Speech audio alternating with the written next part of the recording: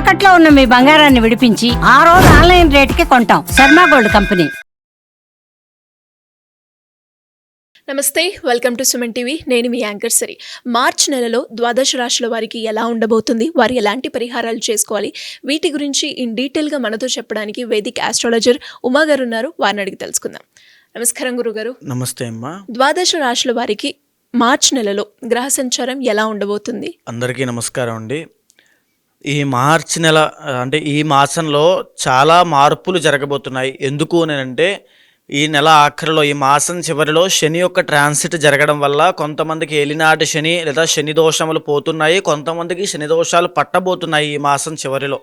అదేవిధంగా ఇదే మాసం చివరిలో 28, 29, 30వ తారీఖుల్లో షష్టగ్రహ కూటమైనటువంటిది ఏర్పడబోతోంది. దానివల్ల ద్వాదశ రాశులకి 12 రాశుల మీద కూడా ఈ యొక్క ప్రభావం అనేది తీవ్రంగా పడబోతోంది. ఐదర్ పాజిటివ్ అయినా నెగిటివ్ అయినా ఖచ్చితంగా పడుతుంది. దాని గురించి డిస్కస్ చేసుకోవాలి అండ్ దాని గురించి తగిన జాగ్రత్తలు కూడా చెప్పాలి. అదేవిధంగా ఈ మాసంలో రవి యొక్క ట్రాన్సిట్ కూడా మార్చి 15వ తారీఖు తర్వాత జరగబోతోంది. మార్చి 15వ తారీఖు వరకు కుంభంలో సంచరిస్తున్నటువంటి రవిగ్రహ సంచారము 15 తర్వాత మీనంలోకి ఎంటర్ అవ్వబోతున్నారు. కాబట్టి దానివల్ల కూడా కొంత మార్పులు అనేవి ఉద్యోగరీత్యా, పదవి యోగాల రీత్యా ప్రతి రాశికి కొన్ని మార్పులు జరగబోతున్నాయి. అయితే ఈ మాసము గ్రహ సంచారము చూస్తే వృషభంలో గురుగ్రహ బృహస్పతి సంచారము, మిథునంలో కుజగ్రహ సంచారము, కన్యలో కేతుగ్రహ సంచారము, కుంభంలో రవి శనుల యొక్క కంజంక్షను. రవి మార్చి 15 వరకు మాత్రమే కంజంక్షన్లో ఉంటారు, ఆ తర్వాత మీనంలోకి వెళ్ళిపోతారు. మీనంలో చంద్ర, శుక్ర, రాహు, బుధుల యొక్క సంచారం నడుస్తోంది. మార్చ్ నెలలో కర్కాటక రాశి వారికి విద్యాపరంగా, ఆరోగ్యపరంగా, విదేశీపరంగా, వివాహపరంగా ఎలా ఉండబోతుంది, వారు ఎలాంటి పరిహారాలు చేసుకోవాలి గురుగారు? ముఖ్యంగా ఈ కర్కాటక రాశి వాళ్ళకి మనం చూసుకుంటే అమ్మా, ఈ మార్చి మాసంలో, ఈ ఫాల్గుణ మాసంలో వీళ్ళకి 3 గ్రహాలు మాత్రమే యోగిస్తున్నాయని చెప్పొచ్చు.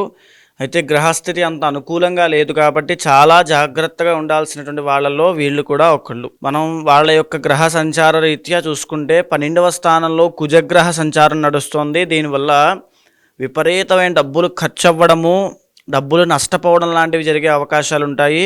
లాంగ్ ట్రావెలింగ్స్ వల్ల, దూర ప్రయాణాలు చేయడం వల్ల ఆరోగ్య ఇబ్బందులు రావడము, దూర ప్రయాణాలు చేయడం వల్ల వీళ్ళు ఇబ్బంది పడడం లాంటివి, డబ్బు విషయంలో కూడా ఇబ్బంది పడడం లాంటివి జరిగే అవకాశాలు ఉంటాయి. అదేవిధంగా 3వ స్థానంలో కేతుగ్రహ సంచారము మంచి శుభాన్ని చేస్తోంది. కేతు మంచి యోగదాయకంగా ఉన్నాడు కాబట్టి ఆయన చేతి వృత్తి వ్యాపారం చేసుకునే వాళ్ళకి, లేకపోతే ఏ ఫీల్డ్లో పనిచేసే వాళ్ళకైనా వృత్తి రీత్యా కాస్త శుభాన్ని కలగజేస్తాడు.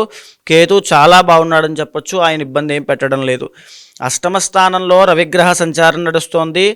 ఆరోగ్యపరమైన ఇబ్బందులకి, కలహాలకి, తరువాత చెప్పాలంటే భయానికి గురవ్వడం లాంటివి ఎన్నో జరిగే అవకాశాలు ఉంటాయి. మీరు ఇందాక చూస్తే మార్చి 15 తర్వాత రవి మారుతున్నాడని నేను చెప్పాను కదండి. ఈ మార్చి 15 తర్వాత అష్టమం నుంచి భాగ్యంలోకి రవి వెళ్ళబోతున్నాడు వీళ్ళకి, కర్కాటకం వాళ్ళకి. సో వీళ్ళకి రెండూ కూడా అంత మంచి యోగదాయకమైన పీరియడ్ ఆఫ్ టైం కాదు. రవి బలం లేదు కాబట్టి మార్చి 15 లోపు అనారోగ్య సమస్యలు, మళ్ళీ భాగ్యంలోకి రవి వెళ్ళాక ఆపదలు, యాక్సిడెంట్స్ కానీ, ఇంజురీస్ కానీ చిన్న చిన్నవి జరిగే అవకాశాలు ఉంటాయి. వెరీ కేర్ఫుల్గా ఉండాల్సినటువంటి టైం అండి ఇది.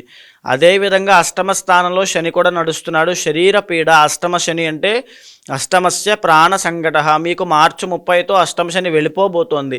పైగా రవి కూడా అష్టమ భాగ్యంలో సంచరిస్తున్నారు కాబట్టి, పైగా కుజగ్రహ అనుగ్రహం కూడా లేదు కాబట్టి వాహన ప్రమాదాల విషయంలో ఈ మాసము చాలా జాగ్రత్తగా ఉండండి. లేకపోతే చిన్న చిన్న ఇంజురీస్ అవ్వడము, సర్జరీస్ అవ్వడము, ఆరోగ్య ఇబ్బందులు రావడము, హాస్పిటల్స్కి వెళ్లాల్సిన పరిస్థితి రావడం లాంటివి ఎన్నో జరిగే అవకాశాలు ఉంటాయి. చాలా కేర్ఫుల్గా ఉండాలి. భాగ్యస్థానంలో బుధగ్రహ సంచారం నడుస్తోంది. దీనివల్ల సోమరితనం పెరుగుతుంది. ఆ లేజినెస్ అవి పెరగడం వల్ల వీళ్ళు పెట్టే ఎఫర్ట్స్ కూడా ఈ మాసంలో సరిగ్గా పెట్టలేక వాళ్ళకి ఆ రిజల్ట్స్ రాక చాలా ఇబ్బందిగా ఫీల్ అవుతూ ఉంటారు. దేని మీద ఇంట్రెస్ట్ చూపించలేకపోవడం, ఆసక్తి ఉండకపోవడం, బద్ధకంగా, నీరసంగా, సో ఆ రకమైన పరిస్థితులన్నీ కూడా ఉంటాయి. సో మీరు ఎక్కువగా ఎఫర్ట్స్ పెట్టేటువంటి సమయం ఇది. ఖచ్చితంగా ఇంకా యాక్టివ్గా పనిచేయండి, లేకపోతే అపకీర్తి పాలవుతారు. మీకున్నటువంటి పేరును కూడా పోగొట్టుకునే అవకాశాలు ఉంటాయి. చాలా జాగ్రత్తగా చూసుకోండి. భాగ్యస్థానంలో రాహుగ్రహ సంచారం నడుస్తోంది. దీనివల్ల మానసికమైనటువంటి విచారము, అంటే ఏదో ఆలోచన, ఓవర్ థింకింగ్ కానీ, లేకపోతే నెగిటివ్ థింకింగ్ కానీ యాంగ్జైటీకి కానీ గురవుతారు. ఏదో జరుగుతోంది, నాకేమి రావట్లేదు, నాకేం జరగట్లేదు, ఏంటిది. ఈ ఆలోచనతోనే ఈ మాసం అంతా కూడా కాస్త ఇబ్బందికరంగా ఒక నెగిటివ్ ఫేజ్లోకి వెళ్తూ ఉంటారు. అలా కాకుండా ఆలోచన పక్కన పెట్టి బద్ధకాన్ని వదిలేసి నిర్లక్ష్యాన్ని పక్కన పెట్టి యాక్టివ్గా పనిచేయండి. గొప్ప రిజల్ట్స్ అనేవి చూస్తారు. లేకపోతే ఆర్థిక నష్టము, మానసిక నష్టము, శరీర నష్టం కూడా జరిగే అవకాశం ఉంటుంది. చాలా జాగ్రత్తగా ఉండాలి. భాగ్యస్థానంలో శుక్రగ్రహ సంచారం నడుస్తోంది. అయినప్పటికీ కూడా మీకు శుక్రుడు యోగిస్తున్నాడు కాబట్టి నూతన వస్త్ర, వాహన, ధనలాభము, ఆకస్మిక ధనలాభము అంటాం కదమ్మా. సడన్గా ఏదో విధంగా డబ్బులు చేతికి అందుతాయి, రావాల్సినప్పుడు, కావాల్సినప్పుడు. అలాంటి విషయాల్లో కాస్త సడన్ సర్ప్రైజులు అవన్నీ ఉంటాయి కాబట్టి అక్కడ మీకు పర్వాలేదు, చాలా మంచి జరుగుతోంది.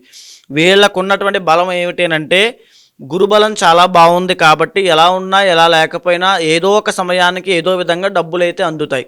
అప్పులున్నా అప్పు తీర్చడానికైనా ఖచ్చితంగా అందుతాయి. ఖచ్చితంగా ఆర్థికంగా కాస్త బాగుంటారు. కానీ విపరీతమైన ఖర్చులు, ఆరోగ్యము, వాహన ప్రమాదాలు ఇవన్నీ చాలా ఇబ్బందికరంగా ఉంది కాబట్టి వెరీ కేర్ఫుల్గా ఉండాల్సినటువంటి సమయము.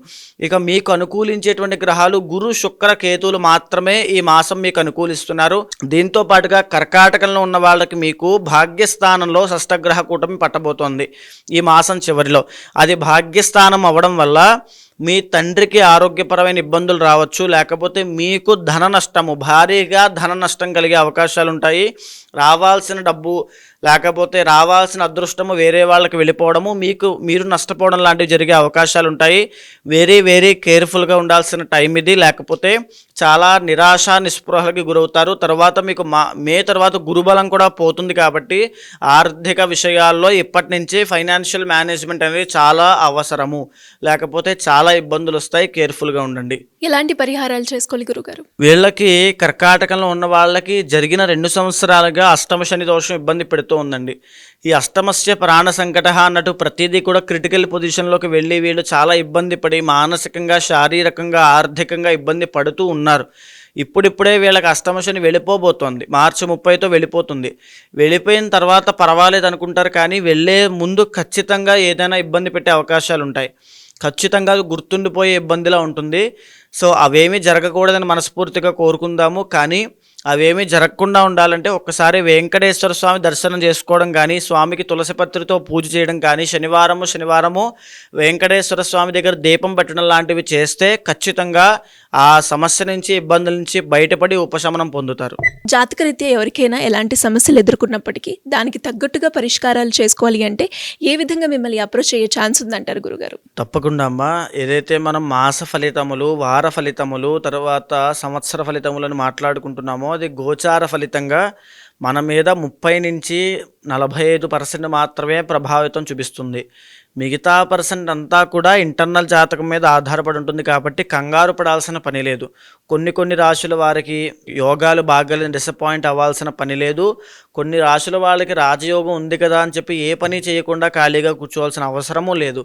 ఇంటర్నల్ జాతకం మీద వాళ్ళ యొక్క నిత్య యోగాలు, ఆ యొక్క దోషాల మీద కూడా ఆధారపడి ఉంటుంది.